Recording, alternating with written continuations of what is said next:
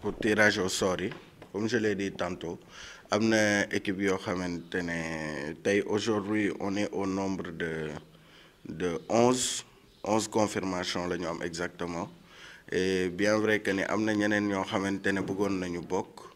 mais délai bi moo leen ko mayul wala boog dañ doon xaar retour seen direction générale comme nous on doit avancer nag bon kii nañu date bi reporté nañ ko à 2 reprises on ne peut pas continuer comme ça sinon duñu génn ci timing bi donc c'est le cas par exemple de ASS Assurance Sécurité Sénégalaise vraiment moom it sonn nañ ci trop bëgg a bokk mais dañuy xaar seen retour parce que aussi engagement la munoo joxe confirmation te amagoo sa retour direction générale c'est le cas aussi de CDS Crédit du Sénégal ba big ci guddi rek ñi ngi wax man ak ñoom 11 équipes yi donc am nañu Cofina am nañu Sunu Assurance am nañu Crédit Cash am nañu BICIC am nañu Ascoma am nañu CBAO am nañu Sonam Assurance am nañu UBA am nañu Microcred am nañu Providence et enfin la BOA donc muy 11 équipes yi nga xam ne ñoo confirmé gum toutefois dañ doon xalaat mu nekk 12 au minimum c'est-à-dire avec maa ngi leen di wax ni jusqu'à ba ci big ci guddi maa ngi ak waa Crédit du Sénégal yi nga xamante ne déjà amoon nañu aval mais seen direction générale rek lañ doon xaar ndax yor nañu budget bi moo taxoon ñu bëgg ko def 2 poules de 6 maintenant pour loolu bu fekkee dama leen am fileeg lundi je vais envoyer le mail pour confirmer groupe bi nga xam ne moo nekk 5 ñu dugal ko foofu ah donc loolu mooy équipe yi actuellement ñi nga xam ne ñoo confirmé gum dañuy def tirage bi ni ñu koy defee c'est très simple ñaari tête de poule yi mooy constitué ñi nga xamante ne ñoo defoon final bi daaw c'était la CBAO ak BOA ñoo joué woon final daaw CBAO moo remporté woon Cotiba-wu 2018 donc ñoom ñaar ñooy am privilège wu nekk tête de poule yi après bu ñu yëngalee butéel bi ñu def ko à tour de rôle mu tourner ku nekk jël benn bu ñu jël ñu rattaché ko ci poule bu nekk c'est comme ça que vont se constituer les poules. Poule A, donc on a la CBAO, on a Crédit Cash, on a Sunu Assurance, on a Ascoma, on a la Sonam et la BICIC. Donc pour Poule B, nous avons la BOA, nous avons la Providence, nous avons UBA, nous avons Microcred et enfin la Cofina. Bon, pour le moment, parce que comme ni ma leen ko waxee tout à l'heure ki ñu njëkk a am rek dañ koy boole ci poule B bi mu rejoindre muy poule de 6 ñu bloqué ko foofu mais éventuellement vous serez au courant comme d'habitude ni ma leen di bombarder mail yi xam naa léeg-léeg sax du ñàkk ku ne ma Ibrahima soof na trop waaw mais j'informe tout le temps du ma bàyyi damay informer tout le temps donc comment vont se passer les matchs ni ma ko waxee sa ci sama mail keroog bi le tournoi va démarrer inchallah le premier samedi du mois de mars qui va je crois que c'est le 2 hein le 2 mars oui c'est ça c'est le 2 mars voilà donc le tournoi va commencer inchallah le 2 mars maintenant am na loo xam ne man moomuma ko ñi ko moom mooy comité bi nekk fële avec nos arbitres bien sûr ñoom ci boppam après bu ñu jógee pour disposition match yi maanaam yan rencontre ñan ñooy daje le samedi parce que de toute façon ce qui est sûr ni ñuy doxee mooy il y aura 2 matchs chaque samedi léegi day am match benn match boo xam ne poule A la ak benn match poule B mais dès lundi incha allah dinañ leen wax pour ngeen teel ko préparer ñan ñooy njëkk a football yaa ngi dégg et puis on va vous envoyer aussi le programme du tournoi. Non, non, on va envoyer tout le programme. Non, mais même en envoyant le programme, on va envoyer, comme nous avons fait, les convocations pour voir quelle équipe nous jouer. Lorsque je vais faire le texte, maintenant, en fichier attaché, je vais vous envoyer le programme de tout le tournoi. Voilà, non demain. Je vais vous envoyer non seulement le PV de cette réunion, vous envoyer le programme de tout le tournoi, et puis vous envoyer sur le corps du texte les matchs qui vont opposer les adversaires de la poule A et de la poule B pour les 2 prochains, Inch'Allah, 2 mars. Au stade. Quels sont les terrains qui ont été définitivement? Définitivement, pour le moment, gendarmerie, l'agneau dialogum. Ouais, Bouakam. Parce que le centre aéré de la BCAO, mais malheureusement, terrain bobu gaay loué tuñ ko. Donc ce qu'il faudrait comprendre déjà, moi pour poule yi, poule bu nek 4 équipes ñoy génn, 2 moy tok. Dañ ko japp. Poule yi, ñaari poule yépp 4 équipes yi ñoy génn, 2 yi ñoy tok bu ñu jouer match yépp. Bu ko défé 4 yi génn ñoy dem directement dañ koy croiser comme ça se fait premier, quatrième, ainsi de suite. Jouer les quarts de finale bu ñu jógee ci quart de finale yi dem ci demi-finale yi après jouer la finale comme d'habitude mais nañ jàpp ne les poules de 6 4 yi ñooy génn 2 yi ñooy toog leer na ci bopp ñëpp ah pour ñu bañ a dellu si waat ci wax jooju léegi nag règlement intérieur bi foog naa ñëpp jot nañ ci li laay war a suule dimbale leen ñu beneen affaire bi nga xam ne c'est très important et maa ngi ciy insister boobu ba léegi maa ngi koy bind ci mail yi aussi mooy pour les licences ñi fi nekkoon daaw amuñu problème boobu ñoom li ñuy def juste mooy bu fekkee dafa am ñu génne dañuy ñëw présenter ñu licence ne ñii diw bokkatul sama équipe licence yaa ngi nii jox ma yeneen 5 licences parce que dama ko bëgg remplacer par d'autres personnes yi nga xam ne nouvellement la ñu ñëw ci sama formation ñu jox leen licence yooyu mais derrière ce qu'il faudrait pas oublier pour éviter les cas de fraude nous sommes très stricts ren dañu ni naan xaw ma nu ko wolof di waxee yokk cere dolli ñeex parce que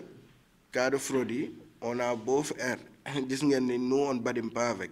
la BCAO agence a été sanctionnée l'année dernière en demi-finale lañ ko tiré réserve si la toog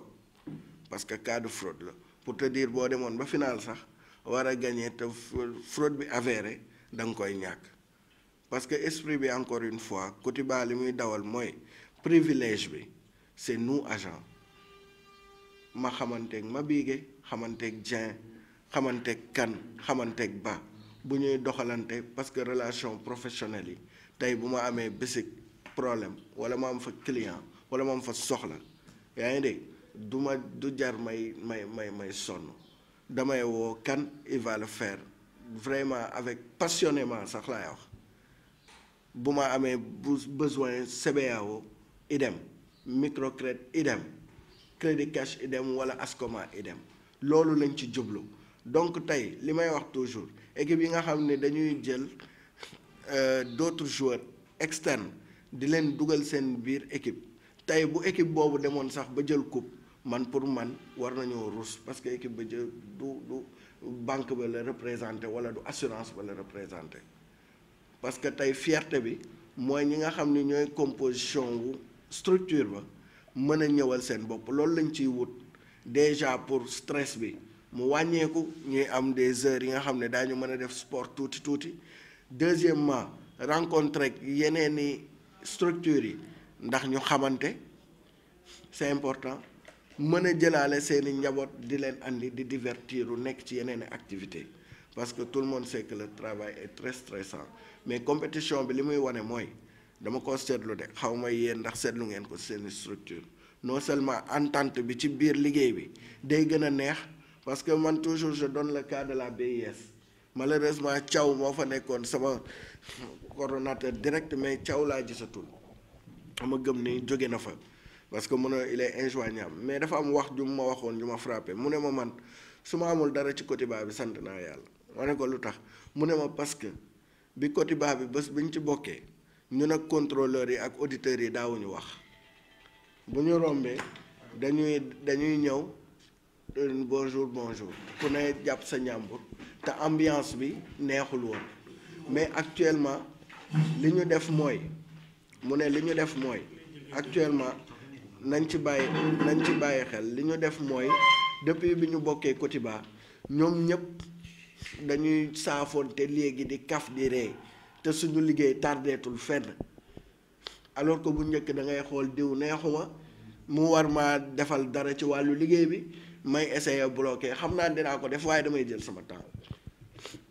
donc loolu nga xam ne moom la Cotiba liggéey tey mënuma koo fay donc kon ñun loolu lañ ciy wër tey c'est le cas de la BOA bu ne ma par exemple amoon na chèque au niveau de la BICIC benn client mu leer ko ni bu jaaree dans les règles de l'art 72 heures lay jël xam na Jibril Dem à partir xam na kan mi à partir du tournoi kan la woo directement ni ko diw booy man de am naa lii mi ngi ci yéen à votre niveau waa ji ñëw traité ko diligenté ko deful 124 heures client bi jot xaalisam ñun loolu lañ ciy wut nga xamante ne foo waroon def 72 heures pour liggéey en 24 heures tu peux le faire grâce à quoi grâce à connaissance yi raffermissement des liens pour ren dañ ni bu weesoo licence yi nga xamante ne moom la Cotiba di joxe képp koo xamante ne amay nga badge booy ñëw le jour du match il faut nga présenter sa badge bu fekkee ñi nga xamante ne amuñu badge nañu joxe des contrats ou des attestations de travail au comité pour mu prouver ni kii ci entreprise bi lay liggéey il faut qu'on soit clair ñu bañ ci dellu si waat ëllëg moo tax donc loolu la ñu mën a def et en collaboration bien sûr depuis 4 ans ñi ngi koy def avec la Ligue professionnelle de Dakar d'ailleurs looloo tax ñun ñu am possibilité di fi am salle heure bu ñu neexee parce que ci ñoom la ñu bokk heure ba ñoom bu licence yi ñëwee la première chose mooy ñoom képp kuy football championnat ci Sénégal foo mënti nekk buy foggale beeg foo mënti nekk yor nañ ko seen base donc travail bu njëkk bi mooy dañuy vérifier ndax effectivement ñi ngeen ñu présenter comme des joueurs ndax newuñu di jouer championnat fenn et là bu ñu ko gisee ce joueur est radié direct du mën a bokk ci tournoi bi donc c'est pour vous dire que vraiment ñi ngi góorgóorlu pour que ay fraude ak xeet yooyu ñu bañ koo boole ci tournoi Cotiba xëy na du ñàkk ni loolu sax moo tax nit ñi am ci confiance ci ñun chaque année bu ñu wootee ñu wuyu si ñu parce que c'est du sérieux dañ koo bëgg rek dans les règles de l'art ku ne gis ci sa bopp boo demee nga gagné nga ñàkk gagné di nga ne au moins j'ai mis ma main à la pâte fi ma dugal sama loxo leer na ma ne gars yooyu ci lu sérieux la ñuy dox ci lu sérieux la ñuy yëngu ci loolu la ñuy rayante depuis 4 ans yàllaa ngi ciy dimbale donc ret booy 5e année bi ñu ñaan yàlla dugg ci bismillahi rahmaani rahim génn ceeg alhamdulilahi rabbil alamin bu ci benn tolof am comme ni mu daan amee et puis ma fàttali leen dara aussi que arbitre yi ay nit lañu léeg-léeg ñu juum footballeur nag mooy jékki-jékki tension bi jàpp ko yëf yi yéeg léeg-léeg mu xaw déconné mais ñun toujours dañuy jël les dispositions sécuritaires c'est pas pour rien bu ñuy suñu choix en premier ñu koy def gendarmerie Wakam parce que foofu discipline ma nga fa sécurité ma nga fa booy dugg sax contrôle ma nga fa donc loolu yëpp dañ ciy bàyyi xel en plus de ça on a des arbitres yoo xamante ne ci collectif 4 bi dafa am 2 internationaux yu ci nekk donc du football lañ leen di jàngal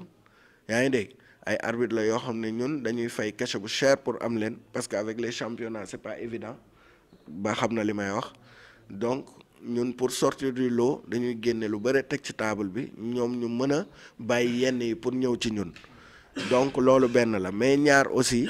nee naa leen aussi seen arbitrage li tax muy strict bëgg nañu vraiment Mabigué bu yeewoo lundi bu footballee samedi lundi mu mën a liggéey donc moo tax tacle bu ci xaw kii tuuti rek arbitre day arrêté match bi faute yi tout le temps dañuy éviter contact yi acte d'anti-jeu yi dañ koy sanctionner comme ça se passe ñi xam na li may wax ni ngeen gis rapport yi parce que ñoom newoon nañ fi daaw parce que après chaque match dañ leen di envoyer rapport yi envoyer bu fekkee dafa am des avertissements bu fekkee dafa am des sanctions daañ leen di mettre au courant ci seeni nombre de points nombre de matchs joués ainsi de suite détails yëpp ngeen di am kon di ngeen ko mën a suivre seen bopp à la lettre mais encore une fois arbitrage bi day strict c'est pour éviter que tey Ibrahima Ndiaye wala Ba wala Mabigué bu mën a xëy leen di liggéey ci jàmm ay gaañante acte anti-jeu yooyu automatiquement dañ koy sanctionner donc tournoi bi looloo ko tax a jóg wax ji gudd na mais baaxoon nañu leeral tuuti. Aujourd'hui le tournoi a une ampleur boo xam ne ñëpp xam nañ ne bon Côte d'Ivoire léegi c'est pas à présenter on remercie les gens qui sont là encore une fois di wax rek ne bon comme nu ko Ibrahima Ndiaye waxee ñun aujourd'hui c'est pour raffermir les liens et puis je reviens encore à lu mu wax aujourd'hui si on a la possibilité d'avoir des collègues entre nous et tout ça là moom su amee relation boo xam ne day am entre les partenaires c'est encore une fierté pour nous. Aujourd'hui moi j'ai la possibilité de côtoyer tous les DG qui ont parrainé les précédentes éditions comme la BICIC monsieur Ndiaye monsieur Bokar monsieur Oudouri ak yooyu yëpp pour te dire que c'est une chose boo xam ne ça raffermit encore les liens. Bon, je ne vais même pas m'attarder parce que tout a été dit. Encore une fois, on remercie de nous, encore une fois, le Côte d'Ivoire remercie toutes les équipes qui nous ont encore fait confiance cette année. Nous avons dit que bismillah ar-Rahman ar-Rahim, génn ci alhamdulillah rabbil alamin. Ba pare waaw ñu demaat ci fête gi ñëpp foo kafre ñu xam ne lii lañ fi am te sport lii rek lay véhiculer que nit ñi xamante saafoonte après voilà mooy loolu quoi je remercie encore tout le monde ici. Parce que li ma bëgg a rappeler mooy bu ñu defee tournoi bi ba pare chaque année dañ koy bëgg clôturer par dîner de gala depuis 2 ans yàlla ngi ñuy suturaal ñu ngi koy def te dîner de gala ba ñu fa ñëwoon xam nañ ne du ay caaxaat waaye ay fonds wa koy def it parce que ñun suñu problème mooy toujours on veut sortir du lot. Dîner de gala bi daaw on a dépensé pratiquement plus de 14 millions pour dîner bu ndaw boobu rek te xam nga ni 500 000 mayewu ko 500 000 par équipe fayul dîner de gala mënta nekk li ñuy dimbale mooy suñu parrains yi et d'ailleurs wax dëgg neex yàlla su may remercier ñoom laay remercier parce que ñoom buñ ci jàppul woon dîner de gala du am ku ci mel ne CBAO daaw wax dëgg neex yàlla parrain bi jàpp na ci kem kàttanam ku ci mel ne BICIC mos nañ leen parrainer 2 ans 2 ans yëpp wax dëgg neex yàlla somme yu am importance la ñuy ñëw jàpp ci ku ci mel ne aussi BHS ak monsieur Bokar wax dëgg neex yàlla moom it chaque année en tout cas ba année yi muy bokk buñ ko parrainer mu jël alalam gu bëre dugal ci donc loolu day am solo nañ ci bàyyi xel moo tax dîner de gala bi ren dañ ni balaa ñu koy mën a def il faut minimum ñu am 10 équipes yu confirmées à raison de 500 000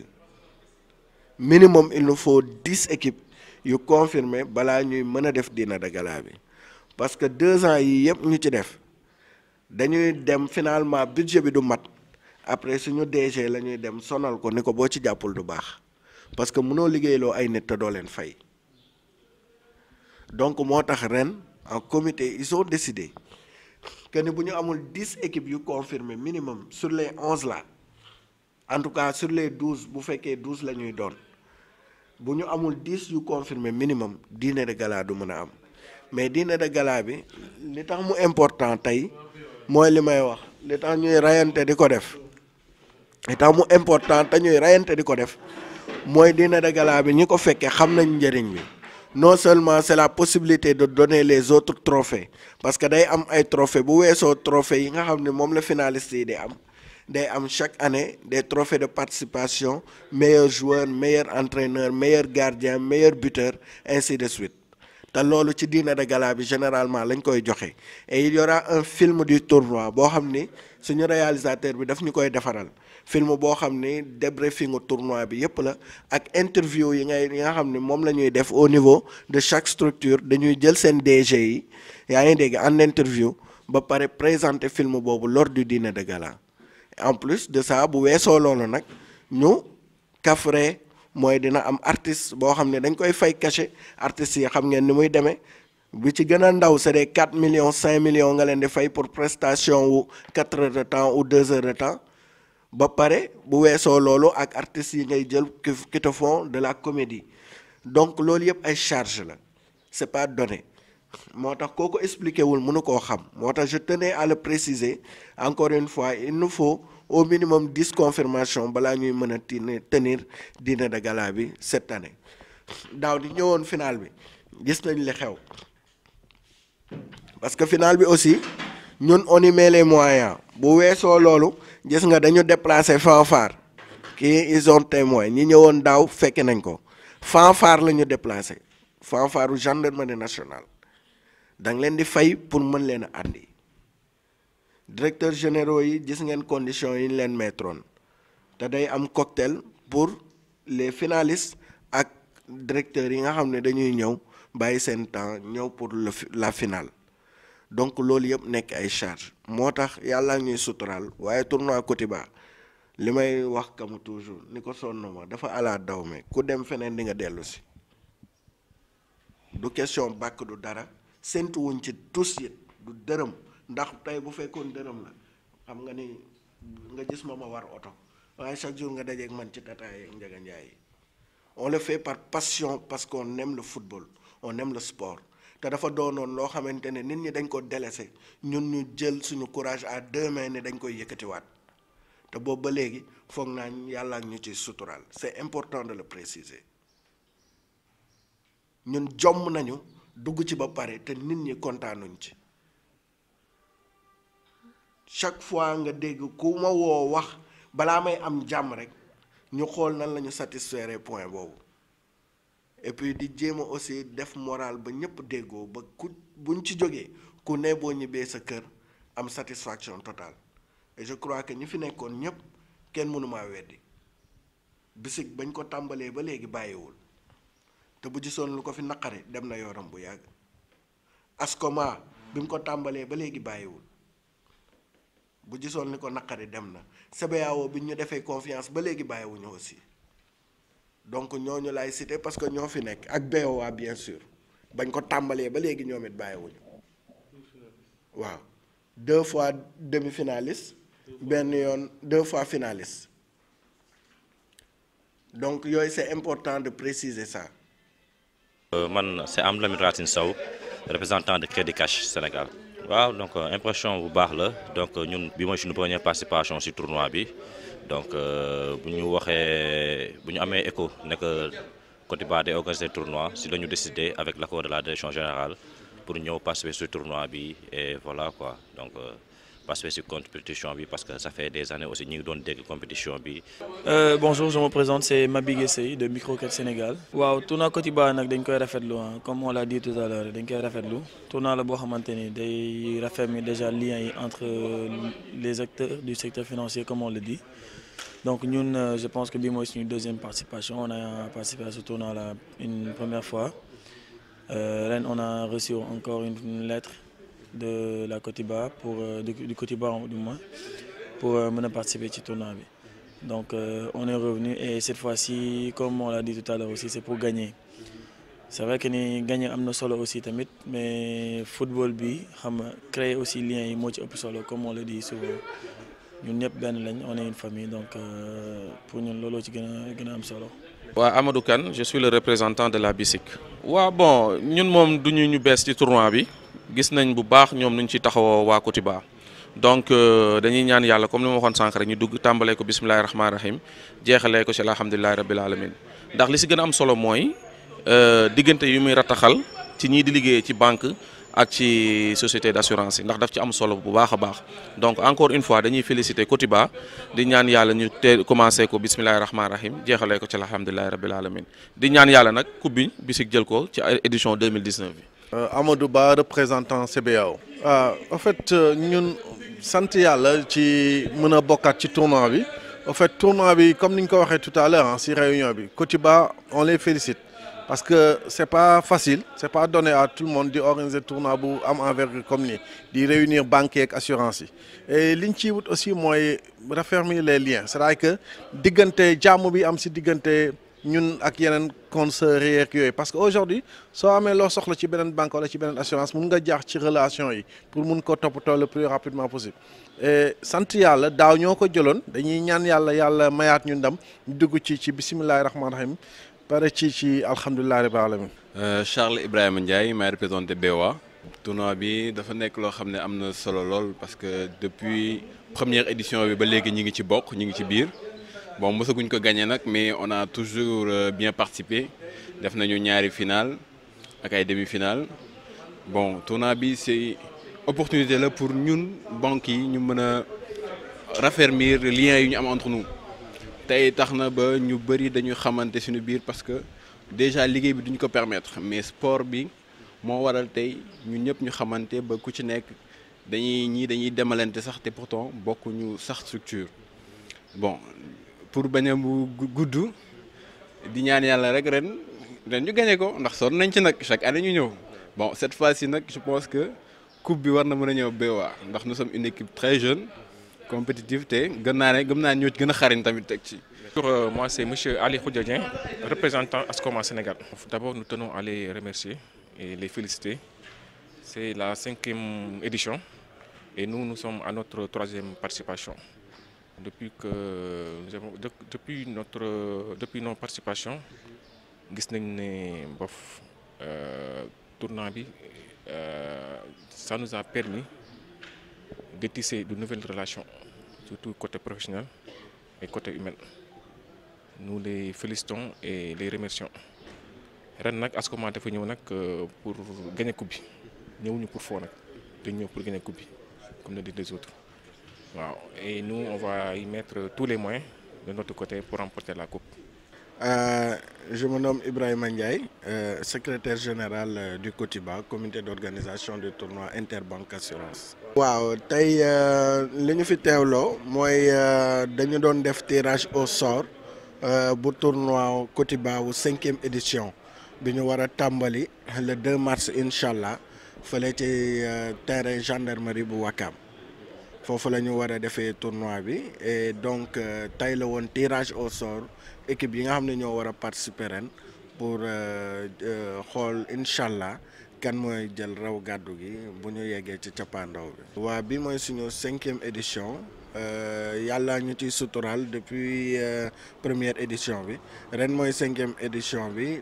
équipe yi joxaat ñu seeni confiance ñeneen ñi ko dégg daaw gis ni lii c'est du sérieux gars yi am nañ ci fulla ak fayda ñoom it ñu ñëw fekk si ñu doon dañuy dolli sant yàlla sant waa Cotiba yëpp ak suñu partenaires yi RDV mi nga xam ni depuis daaw géej sax laay wax ba léegi ñu ngi ñuy suivre ñu ngi ñuy jàppale ci combat bi te foog naa ni boobu ba léegi daal vraiment sam borom mi ngi ñu ciy suturaal ñu ngi ciy am ndam di ci gis suñu bopp ñeneen équipe yi aussi di ci gis seen bopp te loolu moo am solo. waaw je le rejoins moom Ibrahima tu sais avec toutes les informations requises moom il est le secrétaire général de Cotiba moom lu mu ci wax rek jarul moo ciy dellu parce que du tournoi bi commencé ak buy jeex yëpp toutes les informations le reviennent donc man en tant que président.